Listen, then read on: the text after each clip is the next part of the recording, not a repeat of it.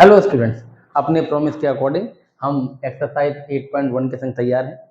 और अगर आप ये वीडियो पहली बार देख रहे हैं तो इससे पहले मैं रिकमेंड करूंगा कि एक बेसिक इंट्रोडक्शन का वीडियो हम डाल चुके हैं, आप उस वीडियो को जरूर देखिए। हम पहला क्वेश्चन देखते हैं। अच्छा, क्वेश्चन देखने से पहले हम अपने काम की बातें लिख लेते हैं सारी। हर क्वेश्चन में एक ही बात काम में आनी है, ये पंडित बद्री प्रसाद हर हर बोले और सोना चांदी तोले। और जैसा कि हमने इंट्रोडक्शन वाली क्लास में पढ़ा था कि इनका क्रम नहीं छोड़ना है आपको। Sine cos tan cosec sec cot, एक एक करके सारे क्वेश्चन देख लेते हैं स्टूडेंट्स। पहला क्वेश्चन है कि इन ट्राइंगल एबीसी। अच्छा, आपको पता है कि आप जब तक क्लास 10th में हैं आपके सारे ट्राइंगल राइट एंगल ट्राइंगल होने हैं, लेकिन ये आपको ध्यान रखना है कि राइट एंगल कौन से वर्टिसेस पर है। ये कहते हैं in triangle ABC right angle at B, यानी कि हमें एक ट्राइंगल बनाना है, वो राइट एंगल ट्राइंगल है। राइट एंगल एट बी यानी कि बी तो आपको यहीं पर लिखना है। ए और सी, अगर ए ये आप लिखोगे तो सी ये हो जाएगा, और ए ये लिखोगे तो सी ये हो जाएगा। चलिए, मैंने ए यहाँ पे लिख दिया। In triangle ABC, A B की लेंथ दे रखी है 24 सेंटीमीटर, ठीक है। ए बी दे रखा है 24 सेंटीमीटर, बी सी दे रखा है 7 सेंटीमीटर। तो अब आपको sign A cos A sign C cos सी चाहिए। आप जानते हैं कि जब तक ट्राइंगल की तीनों साइड ना मालूम पड़ जाएं तब तक हमें 6 ट्रिग्नोमेट्रिक रेशियोज निकालना पॉसिबल नहीं। हमें तीसरी साइड भी चाहिए, और तीसरी साइड के लिए हम क्या लगाने वाले हैं? पाइथागोरस। तो using Pythagoras, using Pythagoras theorem, हम जानते हैं कि हाइपोटेनस का स्क्वायर इक्वल टू बेस का स्क्वायर प्लस एल्टीट्यूड का स्क्वायर। नाउ AC का square is equal to BC का स्क्वायर प्लस AB का स्क्वायर। आप पॉज कीजिए और मुझसे पहले हाइपोटेनस की लेंथ निकालिए। AC का स्क्वायर इज, BC दे रखा है 7 का स्क्वायर, AB लिखा है 24, फिर उसका स्क्वायर, दिस इज 49 प्लस 24 का स्क्वायर, दिस इज 576। AC का स्क्वायर इज 625, और AC आया plus minus √625। Students, class 10th में टीचर्स अक्सर ये गलती करते हैं कि वो ये बताते ही नहीं कि प्लस माइनस रूट के बाहर आता है। और वो इसलिए भी नहीं बताते क्योंकि एक्चुअली आप जो लेंथ निकाल रहे हो वो होती है हमेशा पॉजिटिव है। आप चाहें तो इस स्टेप को इग्नोर कर सकते हैं, लेकिन जब आप बड़ी क्लास में जाएंगे तो आपको ये स्टेप पढ़ना ही पड़ेगा। आपके टीचर शायद डायरेक्ट लिख देते हो +25।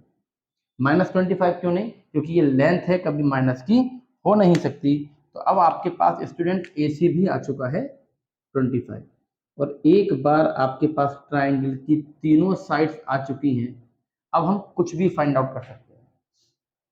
ये हम जानते हैं कि जो भी हम एंगल लेंगे 90 के सामने वाला तो हमेशा हाइपोटेनस होगा। ये तो हर केस में हाइपोटेनस है।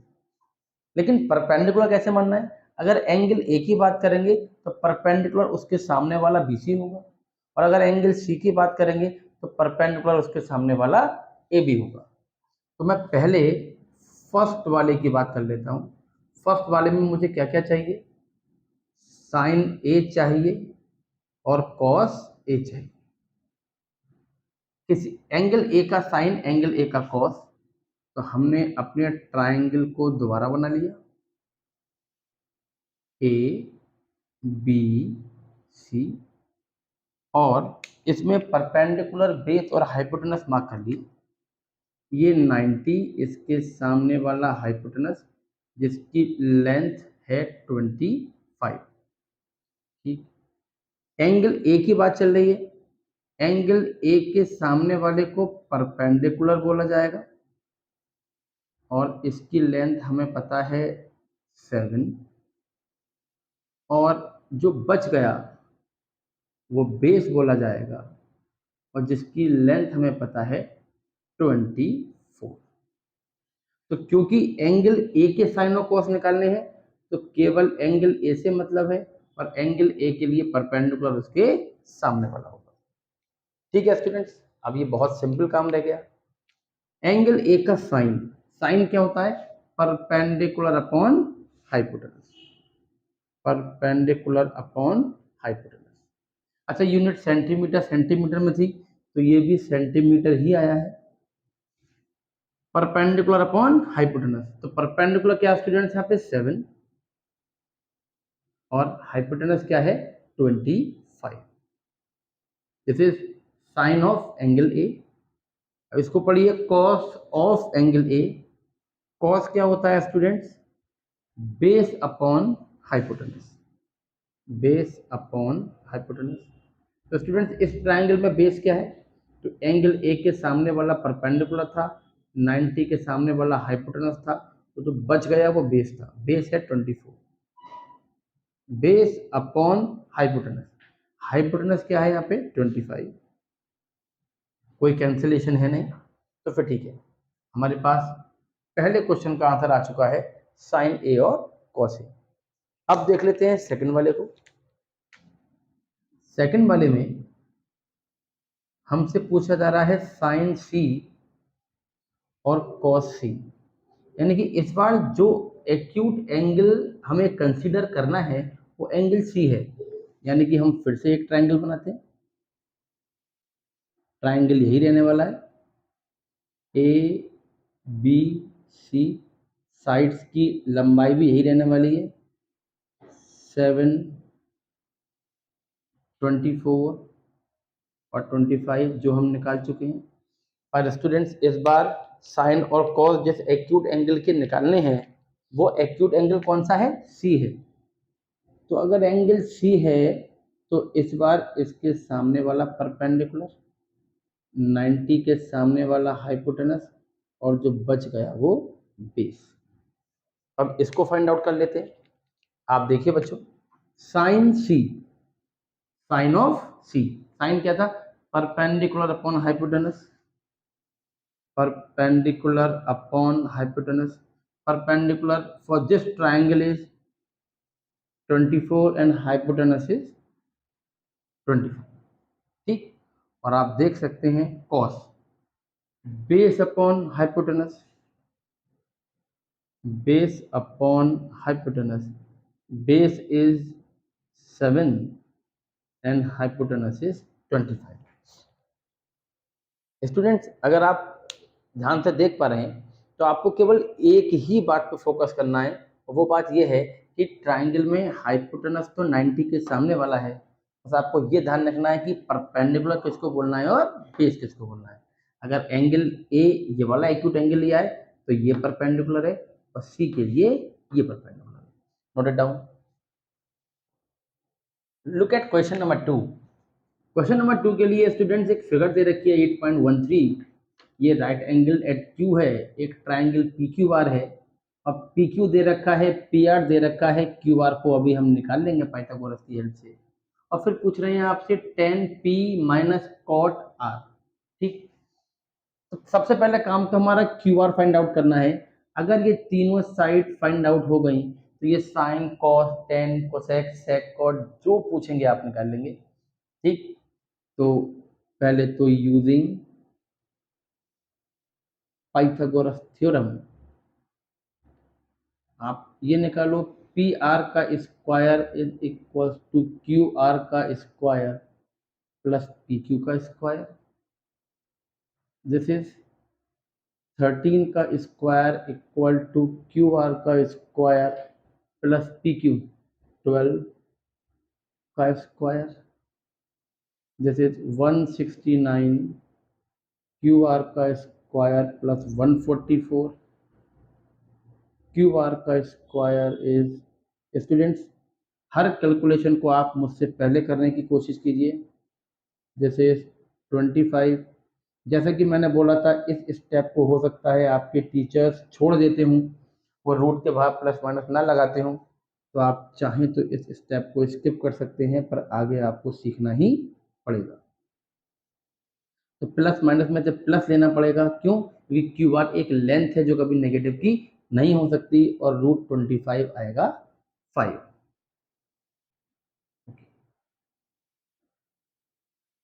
ठीक है स्टूडेंट, जो बात मैं बार बार कहना चाहता हूँ यहाँ पर वो ये है कि कुछ बच्चों को एक मिसकंसेप्शन रहता है कि उनसे अगर पूछो रूट 25 की वैल्यू, तब वो बोलने लगते हैं +-5। ऐसा बिल्कुल नहीं होता।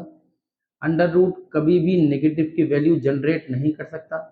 जब आप क्लास 11th में आएंगे तो आप अंडर रूट फंक्शन का ग्राफ पढ़ेंगे, वहाँ इस बात को आप प्रूव कर सकते हैं कि रूट के आंसर नेगेटिव नहीं होते। रूट हमेशा नॉन नेगेटिव ही आंसर देता है, तो अंडर रूट 25 होगा +5। तो ये अंडर रूट 25 का +5 आया है, अब प्लस माइनस में से हमने प्लस लिया है। हो सकता है कि आपके टीचर्स आपको पढ़ाते वक्त इस स्टेप को डायरेक्ट कर देते हैं। ठीक है, अब आपके पास ये तीनों साइड्स आ गई। अब ठीक है, देखिए एक बार तो tan p पूछा गया है, एक बार cot r पूछा गया है। मैं यही बोलूंगा आपसे कि अपने सेक ऑफ सिंप्लिसिटी के लिए आप रफ में दोनों ट्रायंगल बना लें। आप क्या करें, इसी ट्रायंगल को 2 बार बना लें। ये केवल इसलिए है, एक बार आपकी आदत पड़ जाएगी, फिर ये काम करने की आपको जरूरत कभी नहीं पड़ेगी। क्योंकि ना बच्चों, आपको ये ध्यान रखना है कि परपेंडिकुलर कौन सा है और बेस कौन सा है। P Q R, P Q R, this is 5, 12, 13, 5, 12, 13। और स्टूडेंट्स, बोर्ड्स में नंबर लाने के लिए जो भी करना पड़े हमें करना चाहिए। अगर ये हमें रफ में बनाने पड़ते हैं तो हमें बनाने चाहिए, ताकि कैसे भी हमारे नंबर ना कट जाए। एक बार एंगल P की बात चल रही है, एक बार एंगल Q की बात चल रही है। जब एंगल P की बात चलेगी तो 90 के सामने हाइपोटेनस, P के सामने परपेंडिकुलर, और जो बच गया वो बेस। और जब P की जगह R की बात चल रही होगी, यही तो एक्यूट एंगल है जिनकी बात चलेगी। एक बार P की बात चली है, एक बार R की बात चलेगी, एक बार ये एक्यूट एंगल 90 के सामने हाइपोटेनस, R के सामने परपेंडिकुलर, और जो बच गया वो बेस। अब आप देखिए कितना आसान है सब कुछ। अगर आपको ये याद है, अपना पंडित बद्री प्रसाद हर हर बोले सोना चांदी तोले, तो फिर ये बहुत आसान है आपके लिए। 10 आपसे बोला जा रहा है 10p minus cot are. Students 10p क्या होता है? 10 मतलब किसी भी एंगल का 10 क्या होता है? 10 होता है परपेंडिकुलर अपॉन बेस। 10 होता है परपेंडिकुलर अपॉन बेस। और किसी भी एंगल का कॉट क्या होता है? कॉट होता है स्टूडेंट्स बेस अपॉन परपेंडिकुलर। ये होता है बेस अपॉन परपेंडिकुलर। लेकिन आपको ये बात समझ आनी चाहिए कि जब आप एंगल P का tan निकाल रहे हैं तो आप इस ट्रायंगल की बात कर रहे हैं, तो जब एंगल R का कॉट निकाल रहे हैं तो आप इस ट्रायंगल की बात कर रहे हैं। tan ऑफ एंगल P का tan perpendicular upon base. Perpendicular है 5 और इसका बेस है 12 माइनस। अब हम बात कर लेते हैं इस ट्रायंगल की। कॉट क्या है? Base upon perpendicular, base upon perpendicular. This is base 5 and perpendicular is 12 and this is equals to 0. Note it down. Now look at question number 3. Angle A का साइन दिया है 3/4 और कहते हैं कैलकुलेट करो कॉट ए और tan ए। तो हम एक ट्राइंगल लेट कर लेते हैं और ट्राइंगल लेट कर लेते हैं राइट एंगल ट्राइंगल। मान लीजिए ये ए है, ये बी है, ये सी है, और जिस एंगल की बात चल रही है वो ये angle A, acute angle. Angle A दे रखा है 3/4।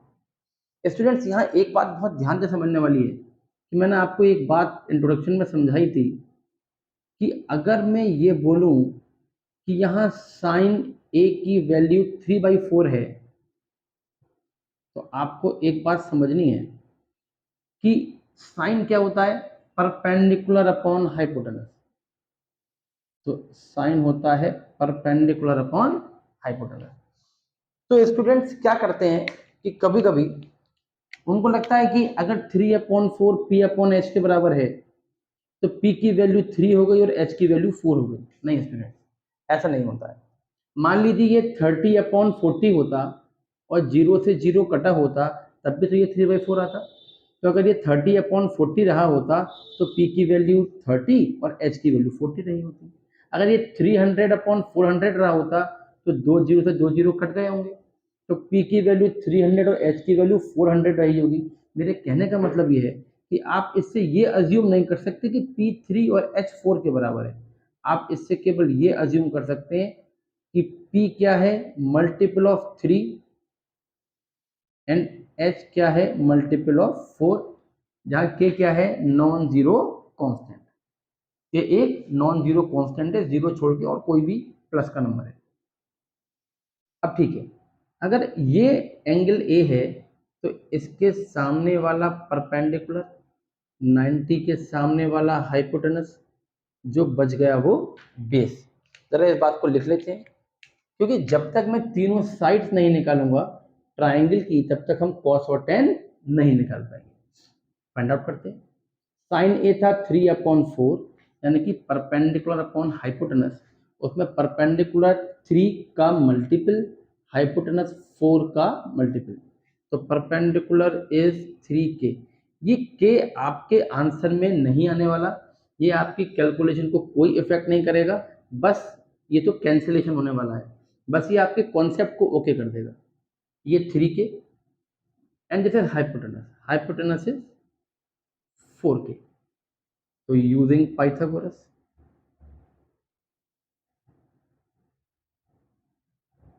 AC का स्क्वायर इक्वल टू BA का स्क्वायर प्लस BC का स्क्वायर, तो दिस इज 4k का स्क्वायर इक्वल टू BA का स्क्वायर प्लस BC कितना है स्टूडेंट्स, 3k का स्क्वायर।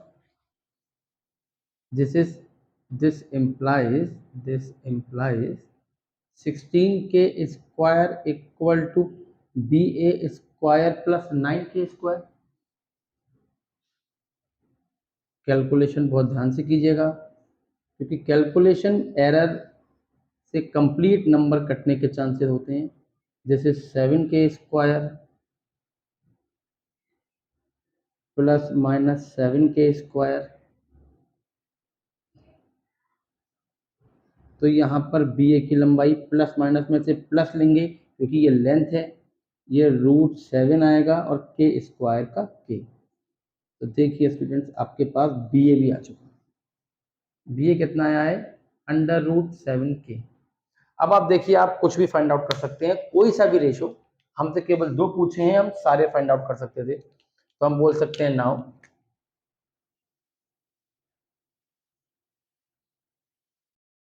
यूजिंग ट्राइंगल ABC, इस एंगल ए का कॉस, कॉस क्या student, base upon hypotenuse, cos है base upon hypotenuse, base upon hypotenuse. तो base upon hypotenuse, this is √7k upon 4k। जैसे कि मैंने बोला था, ये k तो आपकी कैलकुलेशन से बाहर चला ही जाएगा। This is your answer. और हम बात करते हैं tan a की। tan a perpendicular upon base, tan क्या होता है, perpendicular upon base, perpendicular upon base. Perpendicular क्या है स्टूडेंट इसमें,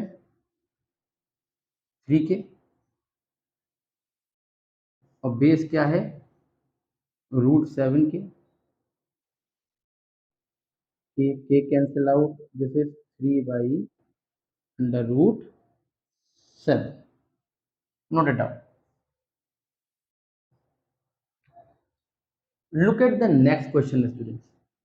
गिवन है आपको 15 into cot A equals to 8. तो आप तो पहले ये देखिए कि कॉट ए कितना है. अगर 15 इंटू कॉट ए 8 है, अगर आप ध्यान से समझ पाए स्टूडेंट्स, ये बिल्कुल थर्ड क्वेश्चन की तरह ही क्वेश्चन है. कॉट ए आ गया 8/15. यस, एक राइट एंगल ट्रायंगल बनाएंगे. ए कोई सा भी एक एक्यूट एंगल मान लेंगे. मान लीजिए मैंने ये वाला एंगल ए लिया, इसको एक्यूट एंगल मान लिया. बी 90 और लेट इट बी सी. अब पहले इसकी हेल्प से हम तीनों साइड फाइंड आउट करेंगे, फिर साइन ए और सेक ए फाइंड आउट करेंगे. तो वही जो पिछले क्वेश्चन में किया था कि यहाँ पर जो कॉट ए है वो 8/15 है. अच्छा, ये 90 के सामने वाला हाइपोटेनस, जो एंगल लिया उसके सामने वाला परपेंडिकुलर, और जो बच गया वो बेस. और आप देखिए कॉट होता क्या है.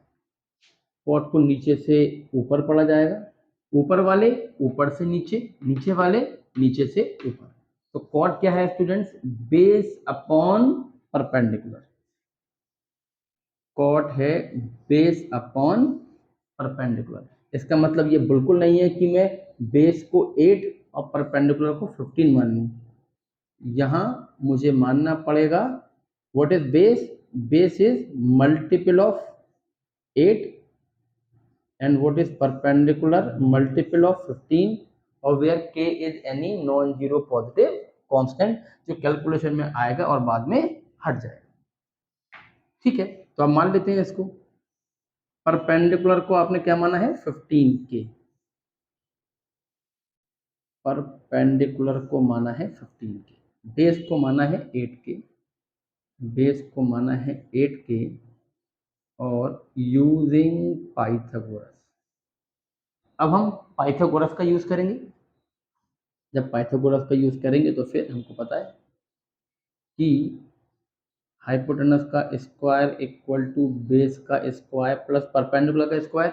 और चाहे तो आप नाम दे सकते हैं कि AC का स्क्वायर इक्वल टू AB का स्क्वायर प्लस BC का स्क्वायर. तो हाइपोटेनस का स्क्वायर पता नहीं, ये 8k का स्क्वायर है. This is 15k whole square. This implies hypotenuse का square is 64k square plus 25k square. Plus minus का error will be problematic. This is 289k square. Hypotenuse is plus minus root 289k square. Now hypotenuse plus का लेंगे क्योंकि ये length है. 289 का root 17k square का k. तो ये भी आपके पास आ चुका है अब 17k. नाउ अब अपने आंसर्स को लिखना शुरू करते हैं. तो यूजिंग ट्राइंगल ABC, चाहे तो लिख दीजिएगा राइट एंगल डेट B साइन A. इसी एंगल का साइन चाहिए, इसी एंगल का सेक चाहिए. तो साइन क्या होता है students? Perpendicular upon hypotenuse. Perpendicular upon hypotenuse. What is perpendicular here? Perpendicular is 15k. What is hypotenuse? 17k. K calculation से बाहर चला गया and sine of angle A comes out to be 15/17. Now look at sec A. Student believe कीजिए, trigonometry में अगर आपकी थोड़ी सी भी रेगुलरिटी बन गई है ना, तो ये बहुत इजी टॉपिक है. मतलब बहुत मजा आएगा आपको पढ़ने में. Sec hypotenuse upon base. Hypotenuse upon base. मैंने बहुत सारे बच्चों को देखा है कि वो ट्रिग्नोमेट्री में स्ट्रगल करते हैं और उसका केवल एक ही कारण है कि वो बेसिक्स पे ध्यान नहीं देते हैं। आप बेसिक्स पे ध्यान दीजिए, ट्रिग्नोमेट्री आपको बिल्कुल अपने पूरे सिलेबस के सबसे आसान टॉपिक्स में से एक लगेगा। हाइपोटेनस अपॉन बेस, हाइपोटेनस यहाँ पर है स्टूडेंट 17 के और बेस है 8 के। नाउ के cancel out, this is 17/8। Note it down. Look at the next question. यहाँ पर आपको एक एंगल का सेक दे रखा है और बाकी सारे ट्रिग्नोमेट्रिक रेशियोज पूछे। ट्रिग्नोमेट्रिक रेशियोज का मतलब student sine, cos, tan, cosec, sec, cot, ये 6 ट्रिग्नोमेट्रिक रेशियोज होते हैं। इसमें आपको एक दे रखा है, बाकी 5 पूछे हैं और सारे ट्रिग्नोमेट्रिक रेशियोज निकल आते हैं किसकी हेल्प से? राइट एंगल ट्राइंगल की हेल्प से। तो आप देखिए भाई, आपको यहाँ क्या पता है? आपको ये पता है कि सेक है 13/12। एक राइट एंगल ट्राइंगल ड्रॉ कर लेते हैं, सब कुछ प्लॉट कर लेते हैं और देखिए within seconds we can get the answer. एक राइट एंगल ट्राइंगल निकाल लिया, इसका कोई भी एक नाम दे दिया, ए बी सी। अब ये जो एंगल थीटा है, ये या तो ये वाला एंगल है या ये वाला एंगल है। मान लीजिए ये एंगल मैंने ए मान लिया, मान लीजिए एंगल ए का नाम थीटा है, कोई सा एंगल तो थीटा होगा ही। अब हम नोट करना शुरू करते हैं, बिल्कुल जैसे पिछले क्वेश्चंस किए हैं कि सेक थीटा होता क्या है? साइन, कॉस, टेन, कोसेक, सेक, हाइपोटेनस अपॉन बेस। ये होता है हाइपोटेनस अपॉन बेस। इससे ये मालूम पड़ता है कि हाइपोटेनस 13 नहीं है, hypotenuse is multiple of 13 and base is multiple of 12।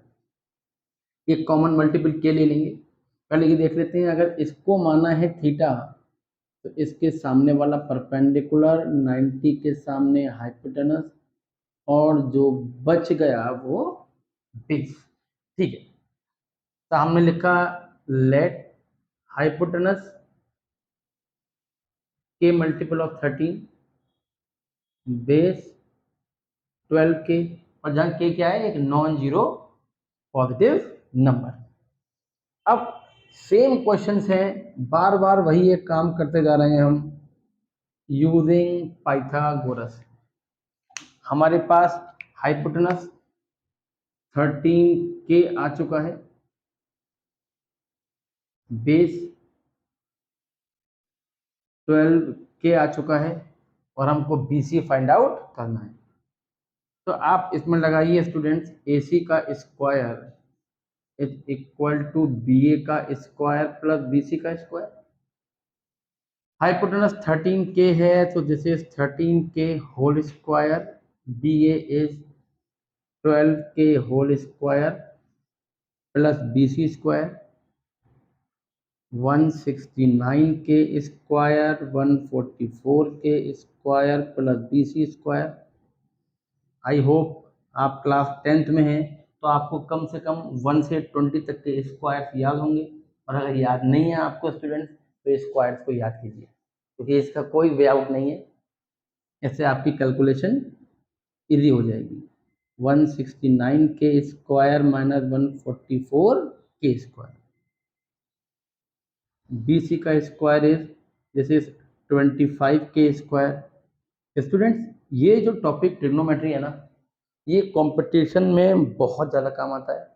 और अगर आपको 11th-12th में मैथ्स लेनी है तो आप मान के चलिए कि कैलकुलस आप पढ़ेंगे, कुछ टॉपिक्स होते हैं ऐसे डिफरेंशिएशन, इंटीग्रेशन, अभी आपके किसी मतलब के नहीं हो उनमें, मतलब ट्रिग्नोमेट्री एक बेसिक फंडामेंटल यूनिट है, और अगर ये वीक होगा तो वो भी नहीं आएगी।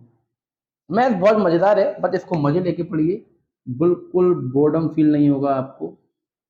स्क्वायर उधर ले गए, जैसे प्लस माइनस 25 के स्क्वायर प्लस माइनस में से प्लस लिया क्योंकि ये लेंथ है, √25 5 आया, के स्क्वायर का के आया, और बी सी आपके पास आ गया है 5 के। बी सी आपके पास आ चुका है 5 के, और एक बार आपका ट्रायंगल रेडी हो गया उसके बाद फिर ये 6 के 6 निकालने में आपको सेकेंड्स लगने। नाउ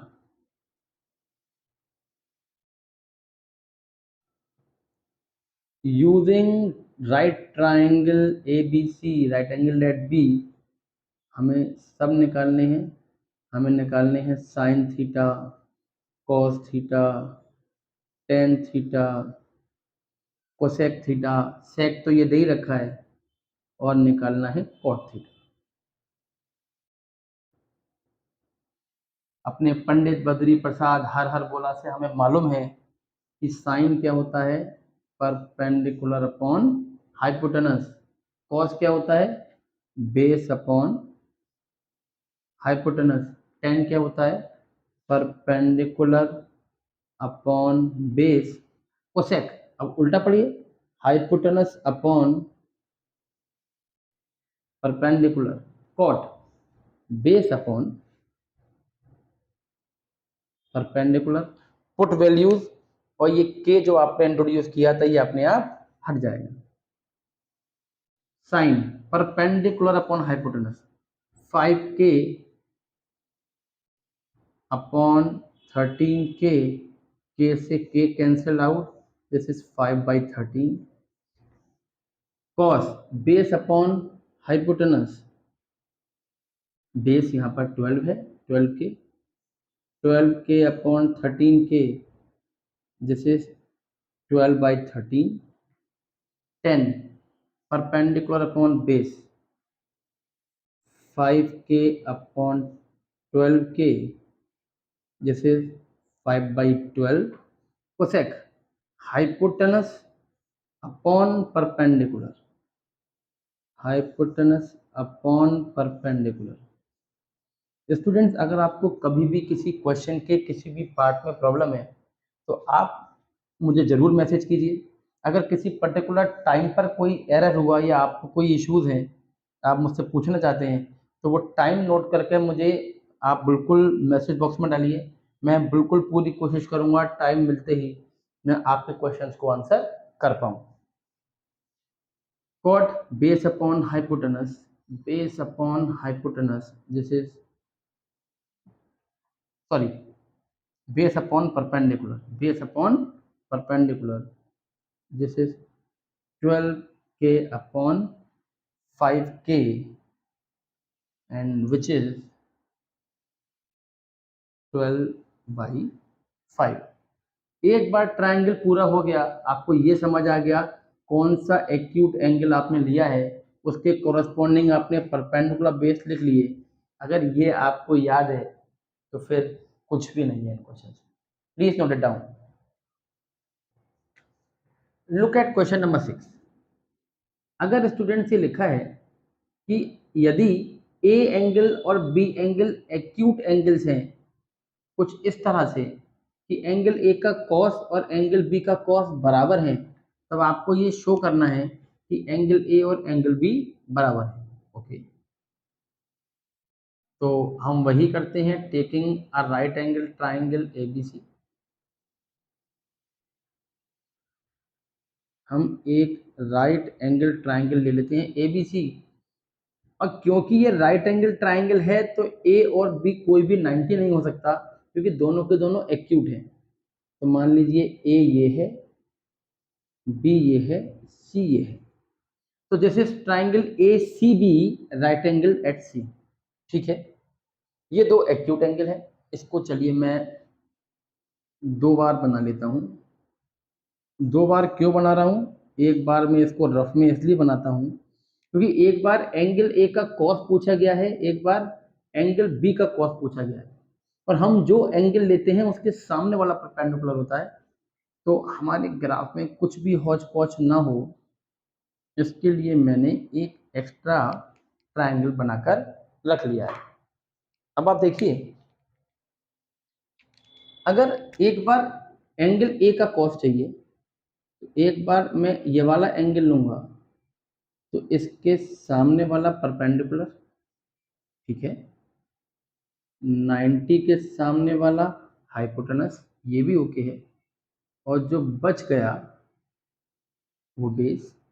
और अगर मैं एंगल बी से बात करूंगा, तो एंगल बी से बात करते वक्त उसके सामने वाला परपेंडिकुलर, 90 के सामने वाला हाइपोटेनस, और जो बच गया वो बेस।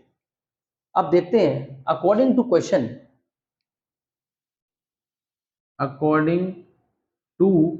क्वेश्चन आपको ये गिवन है कि इसी ट्राइंगल में अगर एंगल ए से बात की जाए तो उसका जो कॉस होगा वह इक्वल है इसी ट्राइंगल के एंगल बी के कॉस के। आप अपना पंडित बद्री प्रसाद वाला फॉर्मूला देखिए, कॉस होता है बेस अपॉन हाइपोटेनस। अगर मैं ए एंगल की बात कर रहा हूं तो यहाँ बेस क्या हुआ, AC, बेस हुआ AC, और हाइपोटेनस क्या हुआ, AB। और अगर मैं इसी ट्राइंगल में एंगल बी की बात कर रहा हूं तो मैंने रफ में बना रखा है एंगल बी, एंगल बी भी बेस अपॉन हाइपोटेनस, कॉस तो बेस अपॉन हाइपोटेनस ही, तो यहाँ पर बेस क्या हुआ students, BC upon AB। Video pause करके रिवाइंड करके देखिए मैं क्या बोलना चाह रहा हूँ आपसे। एंगल ए का कॉस एंगल बी का कॉस बराबर था, तो मैंने इस ट्राइंगल को दो बार बना लिया, एक बार इसी एंगल का कॉस निकाला, एक बार इस वाले एंगल का कॉस निकाला। ये लेंथ है, लेंथ कैंसिल हो सकती है, ये कैंसिल हो गया, तो दिस इम्प्लाइज, इससे हमें ये मालूम पड़ा कि AC और BC बराबर है। और स्टूडेंट्स आप तो एक बात जानते हैं, आपने ये थ्योरम पढ़ी है कि किसी भी ट्राइंगल में अगर दो साइड्स इक्वल हों तो उनके कॉरस्पॉन्डिंग एंगल इक्वल होते हैं, और अगर कॉरस्पॉन्डिंग कोई दो एंगल इक्वल हो तो उनके कॉरस्पॉन्डिंग साइड्स इक्वल होती है। इसके अपोजिट ये वाली साइड, इसके अपोजिट ये वाली साइड, एंगल इक्वल तो साइड्स इक्वल होंगी, और साइड इक्वल तो एंगल इक्वल होंगे। उस प्रॉपर्टी को अगर हम यूज करें तो हम यहाँ साफ साफ कह सकते हैं कि AC, आप देखिए ना, AC और BC बराबर हैं। अगर AC और BC बराबर हैं तो इनके अपोजिट एंगल्स भी बराबर होंगे। लिख दीजिए, by using this theorem we can say that angle A is equals to angle B। इस थ्योरम का यूज कीजिए और उसको लिखकर आप ये बात लिख दीजिए। आई होप इस पूरी एक्सरसाइज में 11 क्वेश्चंस हैं, हमारे पास 6 क्वेश्चंस हो चुके हैं। वीडियो थोड़ी सी लेंदी हो रही होगी, तो बाकी के क्वेश्चंस नेक्स्ट वीडियो।